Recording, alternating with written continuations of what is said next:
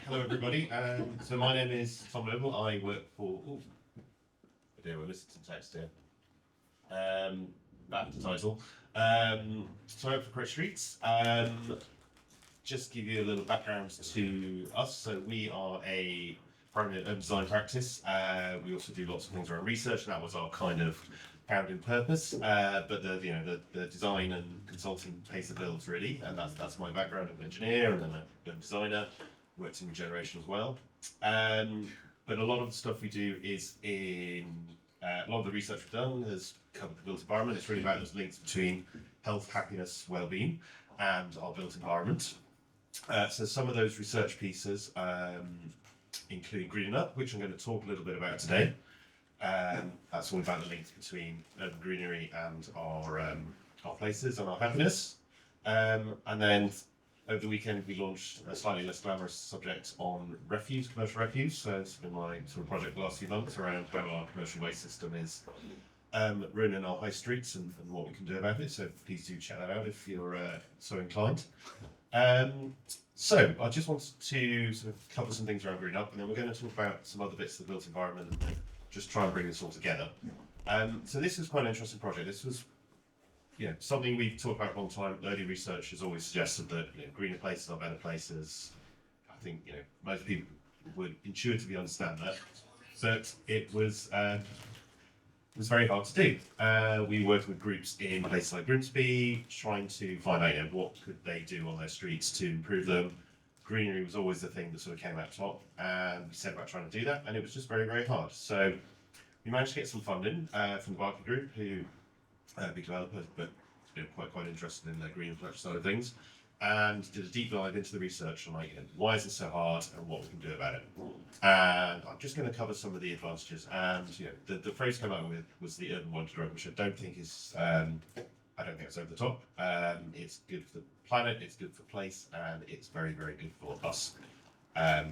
I mean, we talked a lot about the runoff effects today, but in the other side of climate change is obviously heat, and the urban heat island effect is a huge problem. And greenery is basically the simplest weapon we have against that. The research in Europe found, I think on average, it reduced temperatures in heat islands by about 12 degrees C, which is substantial. It makes places far, far, far more appealing. Very strongly linked to higher footfall, therefore, higher number of shoppers, higher local prosperity in our high streets, higher property values, friendlier places, and that's because it's just really, really good for us. Just being able to see greenery makes a huge difference. There's a wonderful study in the 80s where they compared the results of people who were in hospital. If you could see greenery from your hospital room, you not only did you recover quicker and get out of hospital sooner, you stayed healthier for longer. Through that simple thing.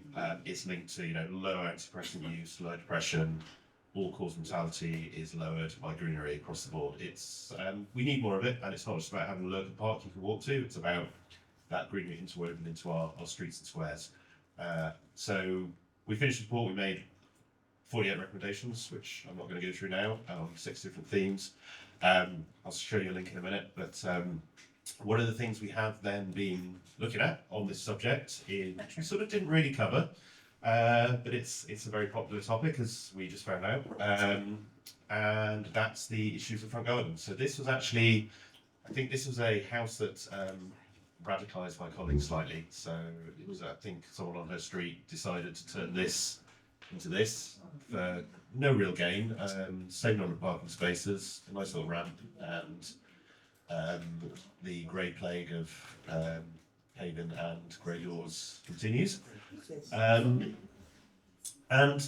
fact is, these places really, really matter. As we just heard, Thames Water's trying to allocate 5% of our land to SUDs, and that's kind of losing a battle when we are losing a huge number of front gardens to car parking. We touched on EVs. One of the boroughs, I think it's Richmond, was actually encouraging people to put in drop curbs so they can park their EVs and uptake EVs. So, environmental benefits on one hand, take away on the other. And this has continued since there was a study done by the, I think CPRA and others. There's 22% loss over those years until 2011. That was obviously much higher now.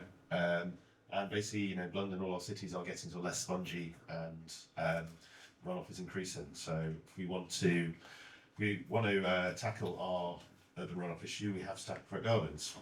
But it's also, something that is really, really good for our streets and us. And we got this talk "Gifts the Street" because I just really, really like this framing. It's not original. This guy Steve Mouzon, he talks about this idea of a front garden or a shop front or a little sort of something on the private realm that can be seen from the public as this gift back to the street. And I really like that way of thinking. It's this front gardens are in a way the commons. They might be privately owned, privately managed, but they give back to the commons. They are our sort of front door away. We face the commons, and if we want to be good neighbours and good and create a friendly place, we need to tend to those, and they're where the good stuff happens. I think in that sort of realm between the public and the private. So they make us happier, they're friendlier, they're safer. It's a lot better to have cars parked on the street rather than on the drive. So hopefully we can see more of this, and I will sort of touch on this a little bit later. But I just wanted to finish about the sort of green up stuff. And if you are interested in the subject, please do go and check out the report. There's a QR code there.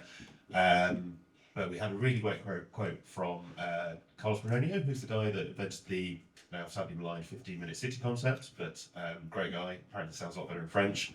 But he said, greening up our cities is urgent, it is our duty, it is our obligation. And I think we really need to hold that in our minds as we think about how we deal with our streets and how we can improve our streets. And we need to find ways that we can do it, because funding is limited. There are things like SUDs, but think about front gardens, think about these other sort of ways of funding those trees and getting them on our streets. And any case study I've seen from France in the last few years has been fantastic. They are doing some amazing things there. We are unfortunately really quite behind. So from greening up, I just want to talk about growing up our streets, and the way we can do that through the humble mansard. Something that originates in France. I'm sure you're all familiar with it. Very much associated with that classic Parisian vernacular, but very much at home in London and pretty common around here. In short, it's basically it's a roof with two slopes to create a sort of a bit more void and a bit more living space, and basically gives us an extra floor for not quite free, but for easier than putting in a whole new story. It's a very simple, effective way to grow up your houses, and we used to do it, sort of without thinking really. And most of the Victorian and Georgian houses, when their families got too big and they had the funds, they would have built such a structure.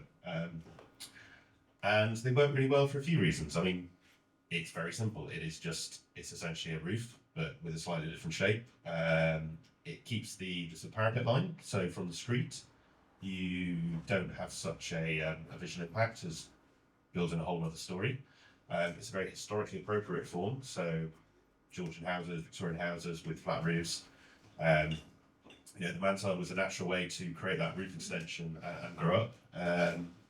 Doesn't look out of place at all. I think it often looks a lot better. It's also very simple construction, quite low cost. I think there was an estimate I saw, an average about £75,000 to build a mansard for an average house in London, which is, I think, remarkably cheap for the value you're not that I have a company, but the value you can obtain from it. And very simple way of just maximising that floor space without really sort of fundamentally changing the character of a place and the character of a street. And I think the main advantage is it just creates more living space. And we can think about people making their homes bigger as well, great for them. But actually, I think that has a really, really important function. It's not just about wealthy people getting bigger homes. Like, we had more bedrooms in London, that would just be a fundamentally good thing. And I think when we think about the housing crisis, it is fundamentally a lack of space. So there's some really interesting. Well, I mean, one obvious sort of direct improvement is that we do have a council house waiting list. We have a lot of overcrowding, and actually we have a lot of council homes that are just terrace homes and could be extended through such a method. And that would really try and make a dent in that social housing backlog, and a lot cheaper than building new council housing. But then also, actually having more bedrooms just around is good. I mean, this is a really interesting essay I read recently about, those links between the shortage of houses and homelessness. And there is a very, very clear correlation between, places that have lots of spare bedrooms and lower homelessness, because just the practicality of it, you might know a relative who wants to move to the city to find a job, and you can put them up, or you might have a friend who's might have to sofa surf and things like that. It's more space equals more space for people, and I think we do need to. There is a moral obligation to try and grow our streets and our places. It's not just about building lots and lots of homes. Bedrooms count as too. So why don't we just see more of them though? If it's such a good thing, well, we did just stop. And that's for two reasons. Basically, sort of the way we plan our places now. Now, planning changed in the sort of mid 20th century for good reasons, and I think most people argue that is a good thing, and I would be one of those. But there were unintended consequences. So, the kind of planning we did then was never thinking about how do we extend our homes, how do we intensify our places. It's more about building out, getting people out of the cities, building new towns, that kind of thing. Didn't really sort of factor in the need to intensify like we used to. So building up additional story, etc. So, and then we also had sort of, things like conservation areas come in, which I assume that everyone agrees is a good thing, but they do tend to freeze places in a certain sort of, point in time. And so we basically stopped doing it. It became quite hard to do. There was too much planning risk, and it wasn't really worth the investment. And I think we could ask, what are we really trying to conserve here? So the historic roof form of places like St John's is, it is characteristic, but it is problematic. It is leaky. It is cold. It does need an upgrade, and most of these roofs in places like St John's, I doubt would be original. They've all been replaced and repaired, etc. So is it really? Are we now at the point where I think we say, well, do we really need to keep trying to maintain this? And they still get refused a lot. So here's a typical example of a house with from the street, you wouldn't know this one really had a mansard, but planners recently refused that one, which seemed a bit silly, but in the end it got through an appeal, which I think is very sensible. But this is what we have seen for a long time.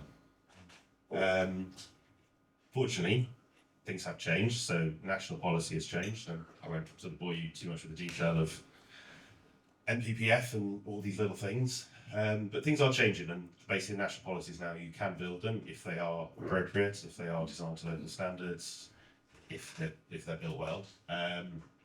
So we are starting to see things come through, so local policies changing, that takes time.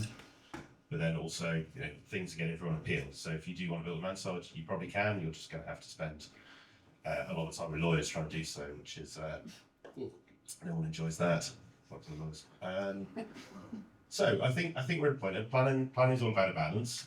It's weighing up, the negatives and the positives. There are negatives, that loss of historic form, change of character.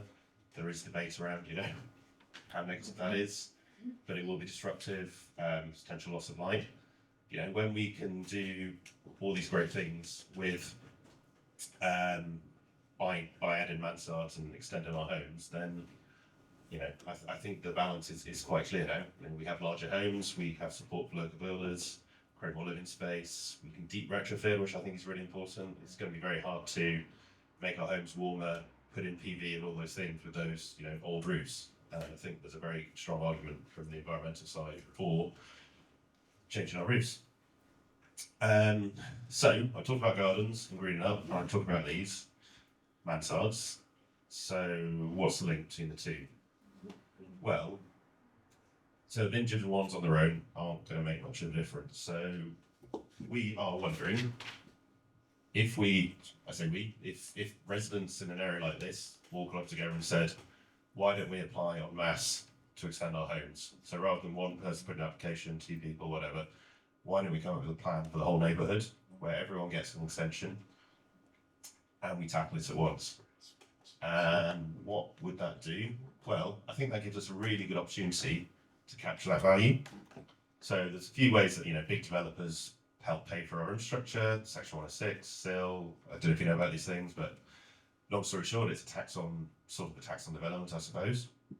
Now, we don't normally do that for householders, but if we are looking at something of this scale, I think there is a good argument to say, like, well, council's giving us this opportunity to extend our homes, create that value. Perhaps we should then put into a pot and give something back. And then we can also look at sort of planning conditions, like, well, if you are going to put in your extending your roof or your house, whatever, what do you have to give back on your house? So just a couple of ideas. Here's how it could work. People get to put in mansards. I mean, that would generate a hell of an uplift on the value of the house. Everybody tried to capture that little bit of value from the commons and put it into a pot to improve the streets. That could have a big effect. We could pay for things like bins, we could pay for new trees, sods, we could pay for new paving. Then also we could condition that planning. So we say, if you want to get planning to do this, you have to de-pave your front garden, you have to put in a rainwater planter, you have to try and reduce the runoff and increase your biodiversity. That's sort of a quid pro quo, really. So that's the idea. This is a little bit hypothetical. It'd be really interesting to see if it could work. And I think that would even tip the balance even further. So not only do we get all these wonderful benefits of increased living space and we get warmer homes, but we get greener streets, we get better public realm. And there's a couple of ways we could do that. Again, I won't go into too much detail on these, but everyone can club together and do a big planning application. That's not impossible. There's nothing stopping you doing that. Bit hard, bit easier to start, but you need to raise some money and do that, and quite a lot of work, and not without its risks. Or the council could say, well, actually, we see this as a benefit. We want these green streets. We want to fund these improvements. This is the only way we can do it. Perhaps we can say, we'll allow you to do it through something called a local development order, where basically the council gives you permission to do so. So the LDO thing has been used before for such schemes, not quite on this scale. People have done this and put in joint planning applications. So these are all very possible. And I think what has been missing before is that way of capturing value. And I think that's where something like this could really, really work and really help transform an area, really. So what could this all look like? And, how do we bring it all together? Well, I think a couple of things. It's, firstly, what people actually want to see and what's possible. There's many little things we could achieve. We could look at underground waste storage. They're quite common in a lot of places, and bins are a bit of a problem here. You can't walk down the street without tripping over them. Obviously, mansards, we covered that. Greener homes with lower bills, thanks to being able to put PV on your roof. You can find space for heat pumps. You can insulate your roof properly, etc. Maybe fund other sorts of improvements. Do we want greener streets? Do we want more trees? It's already quite green around here, but I think everywhere would benefit from a little bit more greenery. Including rain gardens. So we know we need those and we want those. Greener front gardens, if we can link the ability for people to uplift their home with the need to sort of re-green your front garden, I think that could be really important. Do we want to look at things like shutters? Like we are going to experience more overheating. Would people like to see shutters on their homes? And also just tidying up the pavements and just helping sort of restore the commons and the public realm, really. So yeah, that's just a few ideas. These are sort of these are things that quite often come up in consultations we do. These are things that quite often we would like to people want to see in the neighbourhood, and when we work with communities and do workshops and come up with visions. This is a pretty good shopping list. So, but the possibilities are there, and there's many other things we could think about and do. So that's a bit of a canvas for everything. Thank you very much for listening. If you do want to learn a bit more, we do have a summer school, which I am obliged to plug, so please have a look. And do get in touch with me if you have any questions. And all good. Any questions?